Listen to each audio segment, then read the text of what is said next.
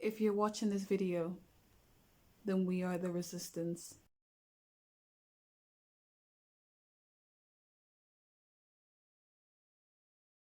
Hi everybody, welcome back to my channel, It's Eclectic Goddess. It's so good to see you this evening. It's a beautiful Thursday night here in the UK, and I've been having this message on my mind to speak throughout the whole day. And I thought maybe I could do the recording tomorrow, but I've just been feeling a push to do this video. So I'm going to be doing this video today. So what do I want to talk about?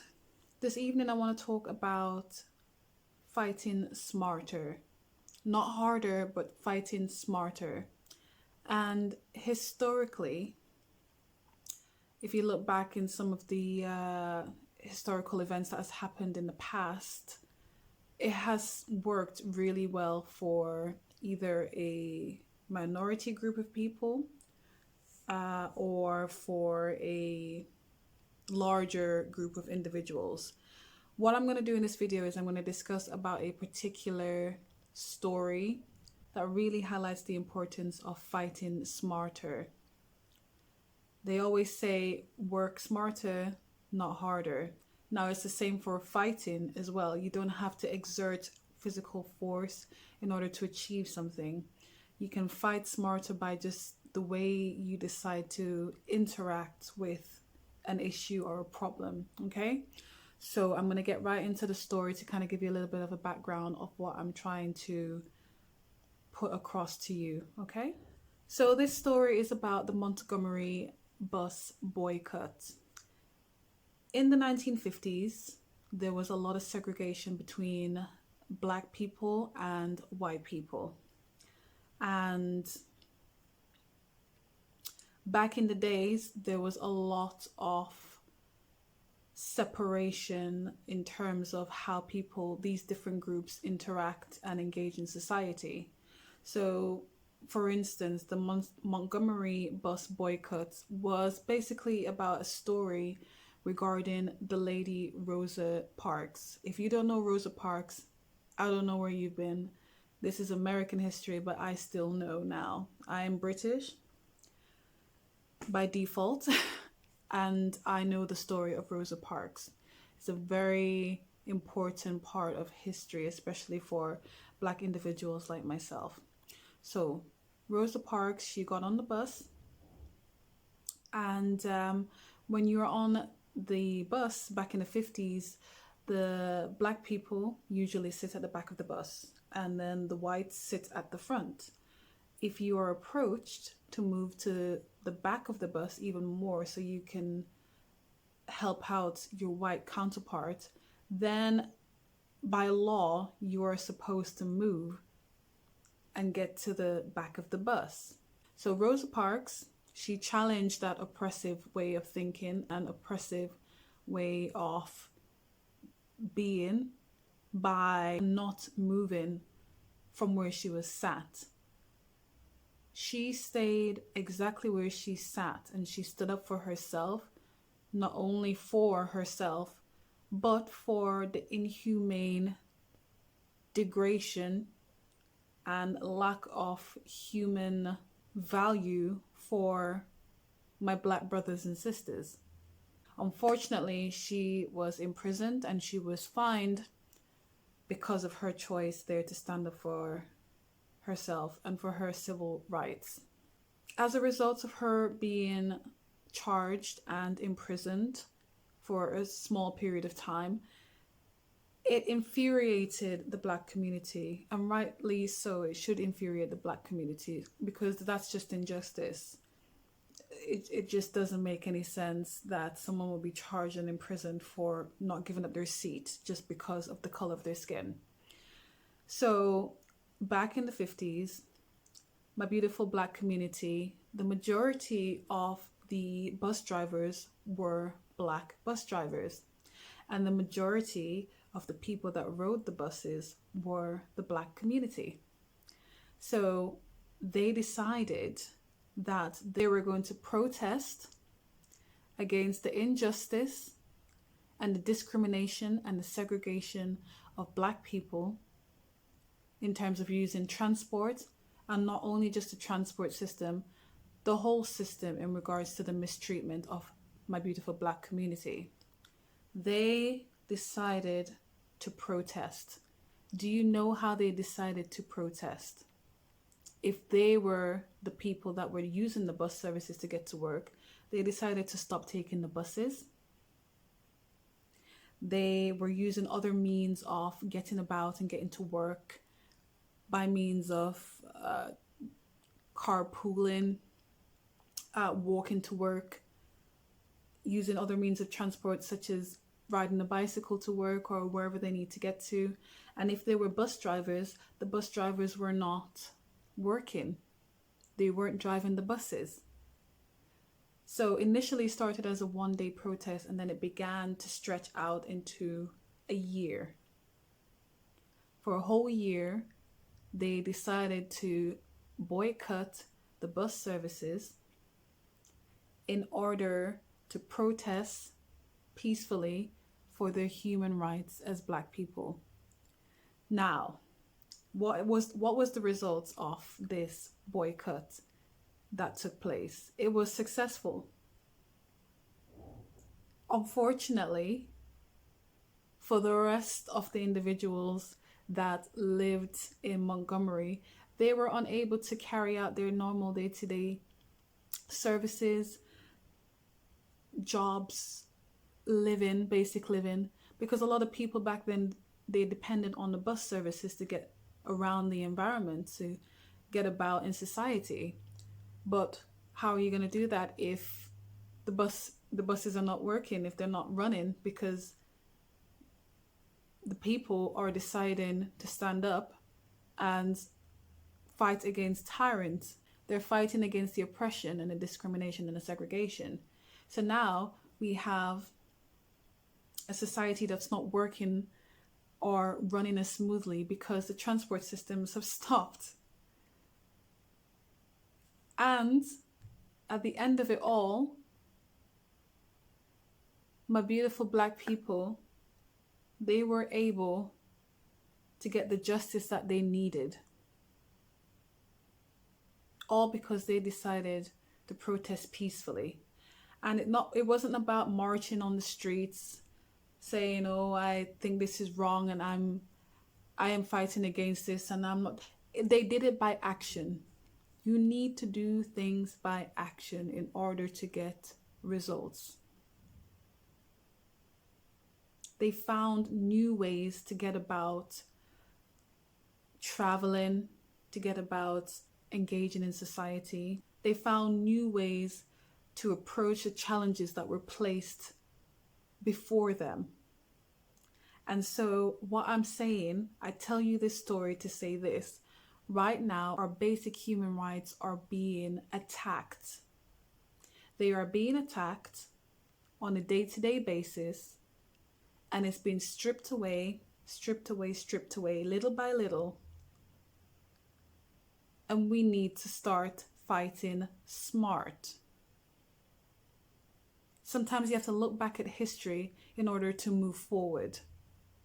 You have to look back and reflect on history in order to move forward. Because if you don't do that, that's when history tends to repeat itself. And you don't want that. That means you're just going around in a loop. You're not learning anything. You're not evolving. You're just going around in a loop, repeating the same cycle over and over and over until somebody or a group of people, the population, begins to wake up and they start to learn from the mistakes from the past. Now, we have a golden opportunity right now in order to think of how we are going to approach this situation right now. Because if we do not do anything about what is being put in place, and what is being put in place is basically tyranny, and your human rights have been stripped away from you. If you think it's normal to have a freedom pass in order to do your normal day-to-day things, your events, to enjoy being in social gatherings, if you think that having a freedom pass is normal for you to do the most basic things in society, then something is very wrong with that. Something is very wrong with that. So I invite you to look at the past, look at that particular story, the Montgomery bus boycott, and look at how back in the days that particular group of individuals, how they worked together, how they came together and supported each other, and they found new ways to approach the challenges. And the challenges that were presented to them back in the days, which is probably still being presented to us right now, is the segregation, the discrimination, basic human rights being stripped away, being treated as a second-class citizen, things like that. Perhaps it's time that we really do start to put our heads together and we come up with new ways to deal with these new challenges that are being presented to us. Because we don't have a choice to not do anything. I mean, you do have a choice, but if you don't do anything, whatever future is presented to you as a result of you not acting, then you have no right to feel like you weren't deserving of that particular future that is being presented to you. You are going to have to fight for your future, and you're going to have to fight for your future smartly in order to preserve it for yourself, for your children, for your grandchildren. You're all going to have to be able to work together. This is not just something that one person can do. We have to do this as a team. We're all in this together. That's the government slogan. But we know not to trust anything from the government. Yes, we're all in this together. Us human beings are all in this together. But they are a separate group compared to us. We are the ones making the sacrifices. We are the ones that are having to have our rights stripped away for the greater good of the world, for the greater good of the public, for the greater good of the society. But what are they doing? What are they actually doing to help the situation? It's an abusive relationship. They tell you, oh no, you can't do this. You can't do that. No, we have to stop this. You can't travel. You can't meet your friends. You can't meet your family. You can't do any of that. No. But we can. We can do what we want. We can travel because it's our job to travel. It's our job to meet many different people and link and engage in different talks, etc. We don't have to wear a mask. I mean, we show you that we're wearing a mask when we are on the television, but really when we are in our secret meetings, our secret discussions, etc., we don't do all that. Do as I say, not as I do, is the kind of message that I'm picking up on with all of these rules and regulations that are being put in place. Do as I say, not as I do. So you tell me, is that the kind of life that you want to live in? Where you're constantly being told what you can or can't do? Or are you going to stand up for your rights and you're going to say no? Are you going to challenge it?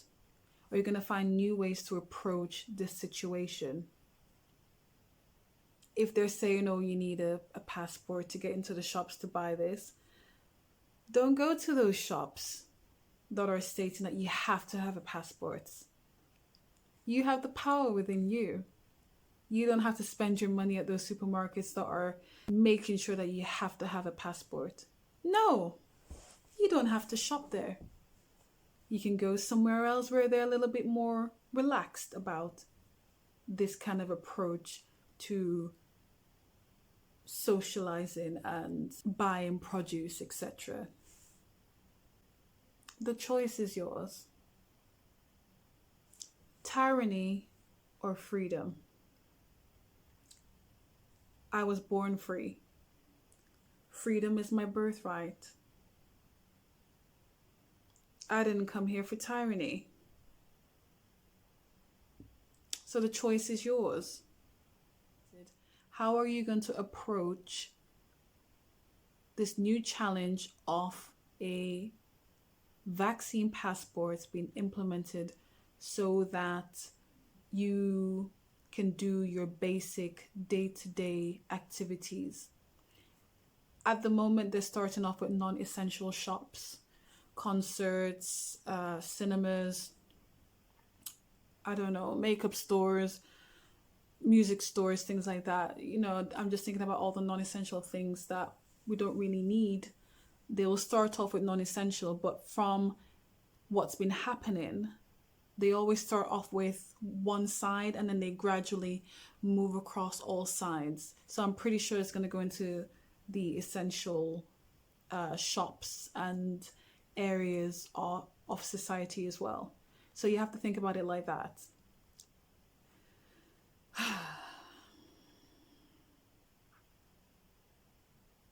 Look into history, read into history, learn from history. And then that will help you to move forward and to give you guidance of how you can deal with the future. It's all about teamwork. It's all about working together. It's all about coming together and fighting smarter. We need to fight smarter. Do not exert your energy unnecessarily. Think whilst you have the capacity to think. Come together and work together. Thank you for watching this video and have a wonderful night.